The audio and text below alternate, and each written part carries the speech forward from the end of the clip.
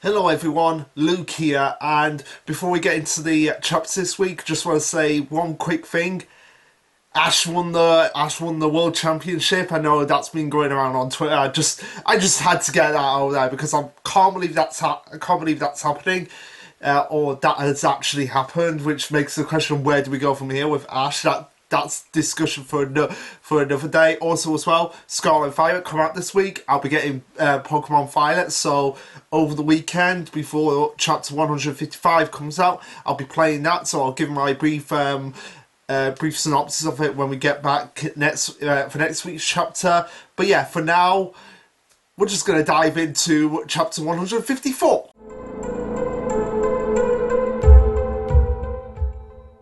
Okay, so yeah, like I said, it's chapter 154 titled In Mother's Arms," which very personal title for me because I'm not afraid to admit it. I'm a mama's boy. Yeah, I love my mother, and no, and sometimes I just need to have a hug. I just need to have a hug of her to reassure her, yeah, do love her, and pretty much I do I just love the hugs that we get off each other. So yeah, that's one way to say that. So yeah, that title of the chapter really hits close to home for not just for me but for a lot of other people. So yeah, we start off the chapter from the end of the last one where we have Futaba, who seems to this still let me get a closer look. Yeah, it does still seem confusing here because it seems like Futaba is coming out of Nano because it does look a little bit like it's Nano's hair. It's Nano's hair and his body, and like Futaba's pigtails are coming out of it. Like, I just don't get this. Like, is this what's actually happening? It's like Futaba actually coming out of Nano, or is this just Futaba's outline with Shion in I guess we gotta call it Shion's tech world. Yeah, this always confused me, and I just like to know exactly what is going on here. Like if maybe Pie Jams could which, by the way, speaking of Pie Jams, yeah, on the Chaos Squared Control Chaos Chainsaw Man video, when I left the comment of like maybe Pride Jams should write a book compiling all their comments, and they asked like, oh, should it be the comments I've written or how I write my comments? Why not do both? Why not do both? Like, just do a section where you're like how you come up with these comments, and then just do the rest be the compilation of all the comments, because you can pretty much make a book out of the comments you've made over the years. Probably just like Dr. Stone, Control Chaos, Chainsaw Man, my videos. So yeah, I gladly buy the book just to read exactly all the comments just piled into one compilation. So go for it. But yeah, seriously, this always confuses me. Like, just this week I've been trying to figure it out, like how does this work? Like, is or is Futaba's hair coming out now? Maybe I'm thinking way too much into this, but yeah. So moving on to the actual start of the chapter, we have Shion saying like, okay, Futaba, this time it's checkmate. Basically moving on for the end of the last chapter, as we see as Futaba has gotten a hold of Nano. We see a lot of clones just rising up out of like the poison goop thing that Nano has on him, and yeah, they all become clones with various like this. Just yeah, we've got one clone here who looks like he's like got the clone. He's got like the style of 1,000 arms. We've got a clone.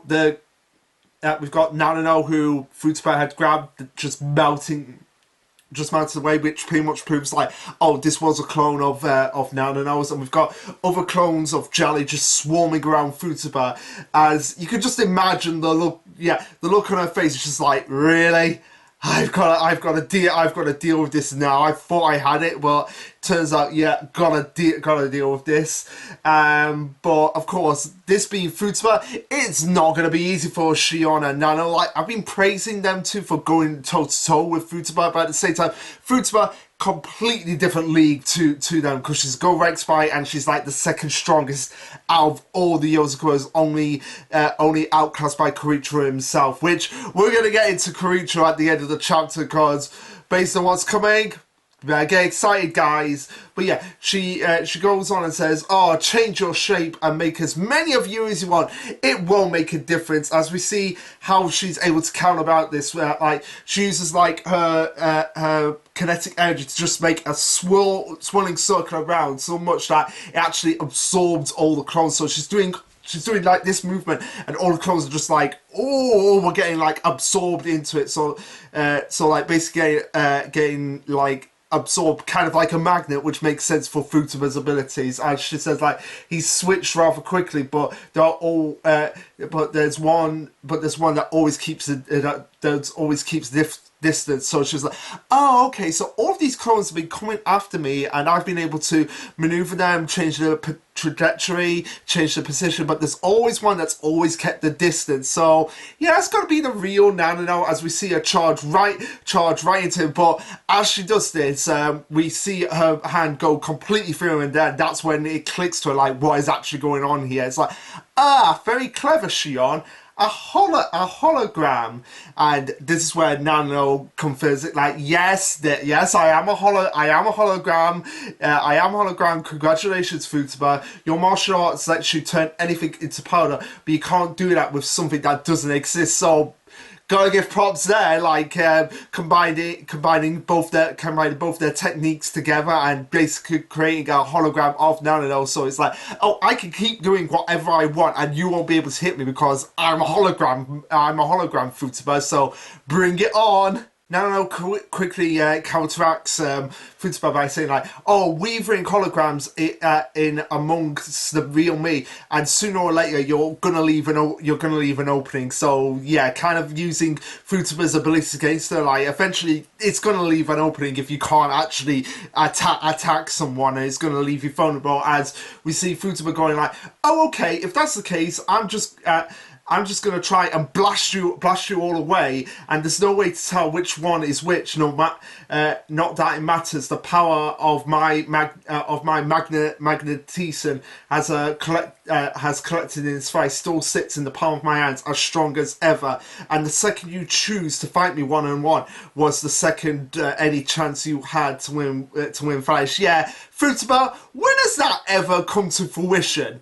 Like, seriously, like, in any series that anybody's ever read, like, people going like, yes, this ability in my hand, yeah, that's gonna come into fruition, and the second you guys decide to fight me one-on-one, yeah, chance of you winning completely vanished. Yeah, you know that as soon as somebody says that, it's like, yeah, there is no way this is going to work, despite how confident they are. They're just gonna be like, yeah, it's gonna fail. But Futaba just releases all the energy at once, and just in the Oreo Ichiban Spring Gaze, and it just vibrates everything out, just like kind of reminiscent of the petrification in Dr. Stone.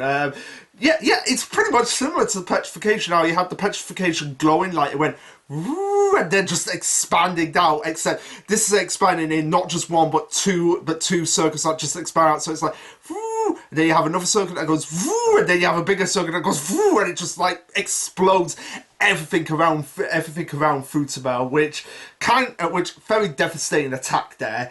And Futaba is just like, yes, everything is done now. I can just wipe my hands of this, and it's like easy peasy lemon squeezy. But before she can do that, Shion appears behind her and just gets it into a hook, which Futaba is all too familiar with. So we're gonna get into some backstory with Futaba in this chapter of her relationship to her mother, and what her mother meant to her, and how Shion has been able to exploit that. She says, "Hey sister, I got you," which, yeah, that is gonna be the thumbnail of the video, of just Shion hugging Futaba from behind. Although yeah, that's what I'm gonna cry. A sister you love, imitate. No.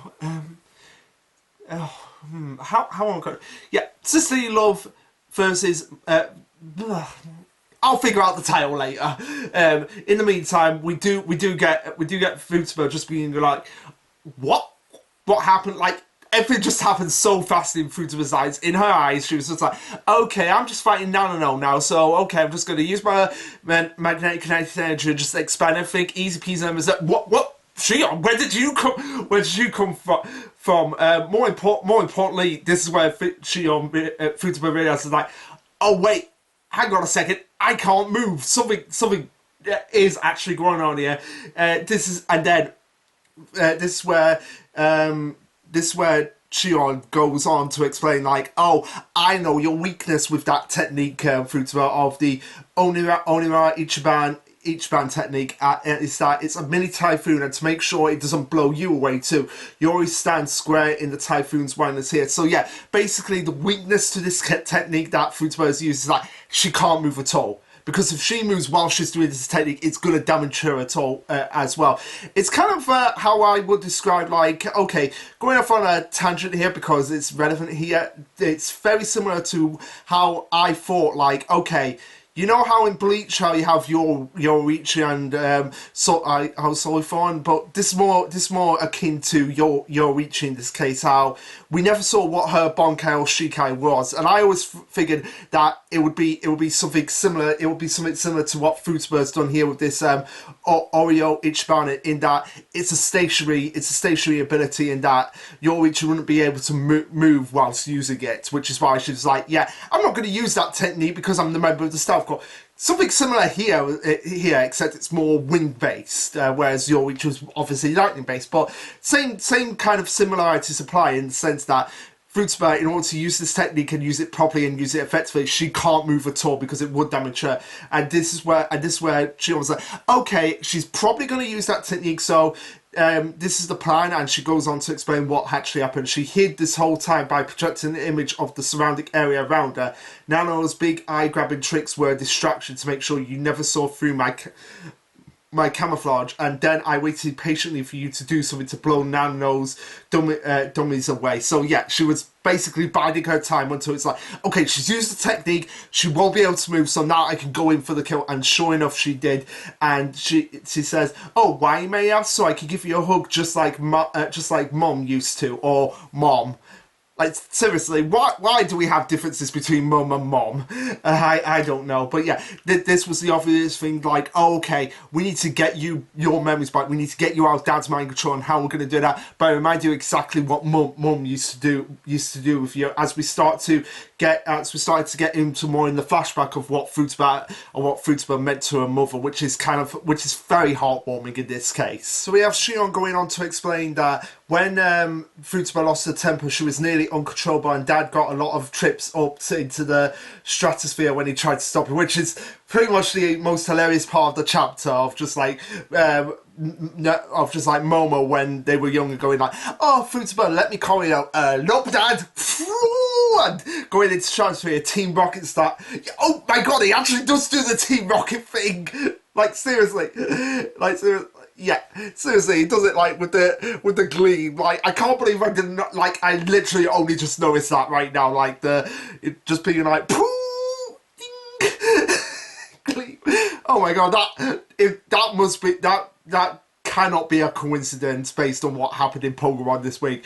So yeah, if that is a coincidence, then it's one of the best coincidences ever. But yeah, even though Momo had problems dealing with Futaba's temper, which is kind of interesting in the sense, because it's kind of realistic in that regard, of the fact that sometimes when you get too emotional and lose your temper, it's kind of hard and uncontrollable, even for your family as well. Like, I've had times when that's happened to me, where it's just like, I get angry with my family, I refuse to listen to them, but after about a while, I've calmed down, and like, yeah, I was probably a bit out of line, but yeah, very realistic here, and even more realistic that there's always that one family member that it's not going to be having a problem with, as it was the case with Futaba and her mother Ri, as we get the flashback where we have the reason why Futaba was going berserk probably in that flashback here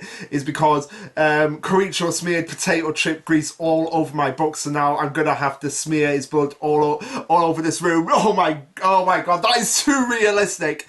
That is too realistic. Like the most pettiest thing ever is warranty of just like, you are dead to me, brother. Like seriously, I'm going off on another tangent here about family. Like when I was younger, I taped over one of my brother's VHS tapes, and he was just like, God, so angry that I went running to our mother at the allotment that my mother owns, and I have never let him live that down even to this day, because it's just like, how dare Luke